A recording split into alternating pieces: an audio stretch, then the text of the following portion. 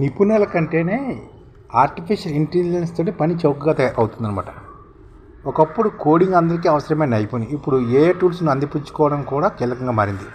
మనకి ఇప్పుడు నైపుణ్యం అడ్డంకిగా లేదు, వనరులే ముఖ్యం. అందుకే దేశాలు ఏ మౌలిక సదుపాయాలను స్థానికంగా అభివృద్ధి చేసుకోవాలా లేదా బయట ప్రొవైడర్లపై ఆధారపడాలని నిర్ణయం తీసుకుంటున్నారన్నమాట.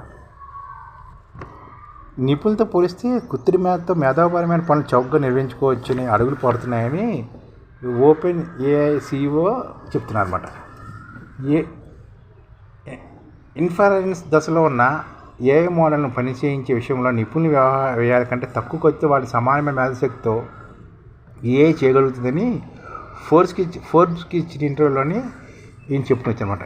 విద్యా వ్యవస్థలో బోధన పద్ధతులు మారకపోతే విద్యార్థులు ఏఐ టూల్స్పై అధికంగా ఆధారపడే ప్రమాదం ఉందని హెచ్చరించారు. ఖర్చు తక్కువ అన్నమాట. ఏఐకి శిక్షణ ఖర్చులు మనుషుల సామర్థ్యం మధ్య పోలికల విషయానికి వస్తే మానవ మేధకు దశాబ్దాల పాటు బయోలాజికల్ శిక్షణ, జీవితకాలం పాటు శక్తి వినియోగం అవసరం. మేధో ఫలితాన్ని ఒక్కో యూనిట్ ఆధారంగా చూస్తే ఏఐ వ్యవస్థలు మరింతగా మారుతున్నాయి. సామర్థ్యం మరింత పెరిగే అవకాశాలు కూడా కనిపిస్తున్నాయి. ఒక్కో పని చెప్పున చూసినా ఏఐ చౌకగానే ఉంటుంది. ఏఐ వల్ల ఉద్యోగాలు పోవు, నిపుణులు చేసే పని మారుతుంది. ఉద్యోగాలపై ఏఐ చూపే ప్రభావంతో ఏకరూపంతో ఉండకపోవచ్చు, కానీ కొన్ని ఉద్యోగాల్లో పాక్షిక ఆటోమేటిక్స్ కనిపించవచ్చు, మరికొన్ని పూర్తిగా మారిపోవచ్చు. సరికొత్త ఉద్యోగాలు కూడా రావచ్చు.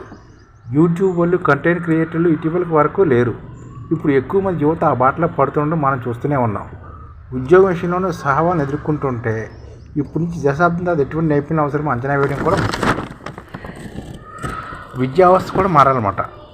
సాంకేతికత మార్పులు రావడం అసలైన సవాల్ కాదు, విద్యా వ్యవస్థలు వాటిని అందిపుచ్చుకోవడమే అసలైన సవాలు. బోధనా పద్ధతులు మార్పు రాకపోతే విద్యార్థులు ఏఐ టూల్స్ పైన అధికంగా ఆధారపడే అవకాశం ఉంది. ఏఐ టూల్స్ అందుబాటులో ఉన్నాయనే విషయాన్ని గుర్తుంచుకొని అభ్యాస వ్యవస్థ విమర్శనాత్మకంగా, ఆలోచనంగా, సృజనాత్మకంగా సమస్య పరిష్కారాలతో రీడిజైన్ చేయాలన్నమాట. భారత్ ఏఐకి అత్యంత డైనమిక్ మార్కెట్ అన్నమాట. ఏఐ అందిపుచ్చుకునే విషయంలో భారత్ అత్యంత క్రియాశీలక మార్కెట్గా ఉందన్నమాట. మౌలిక వసతుల నుంచి అప్లికేషన్ వరకు ఇలా పూర్తి స్టాక్పై పెట్టుబడులు పెడుతున్నది భారతదేశం. ఓపెన్ ఏఐ కోడింగ్ ప్రాజెక్టుకు భారత్ అత్యంత వేగంగా వృద్ధి చెందుతున్న మార్కెట్గా ఉంది. త్వరలో అతిపెద్ద మార్కెట్గా కూడా భారత్ మారవచ్చు అనమాట.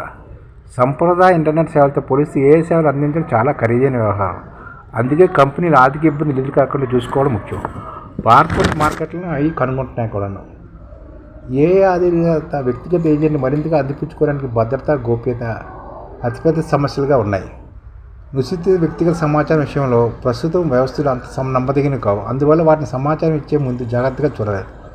ఒకసారి భద్రమైన వ్యవస్థలు వచ్చాక అటువంటి ఏజెంట్ అందిపుచ్చుకునే వేగంగా పెరుగుతుందన్నమాట. అందుకని నిపుణుల కంటే ఏదైతే పని చౌకగా తయారవుతుందని నిపుణులు చెప్తున్నారు. అంటే నిపుణుల కన్నా ఏ బాగా పనిచేస్తుందని చెప్తున్నారు అనమాట. అందుకని మనం ఆలోచించాలన్నమాట. భవిష్యత్తులోని ఆర్టిఫిషియల్ ఇంటెలిజెన్సే ముఖ్యంగా పనిచేస్తుంటారు.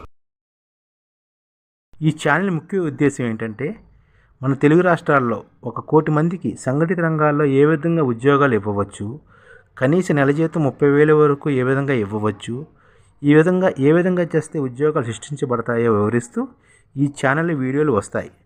అలాంటి వీడియోలు మీకు కావాలంటే మన ఐడిఎఫ్ భాస్కర్ ఛానల్ని సబ్స్క్రైబ్ చేసుకోండి. ఐడిఎఫ్ అంటే ఇండియన్ డెవలప్మెంట్ ఫోర్స్. ఈ వీడియోలు చూసిన తర్వాత మీకు నచ్చితే లైక్ చేయండి, మీ ఫ్యామిలీ మెంబర్స్కి షేర్ చేయండి, మరియు మీ ఫ్రెండ్స్కి షేర్ చేయండి. Thank you. నమస్కారం.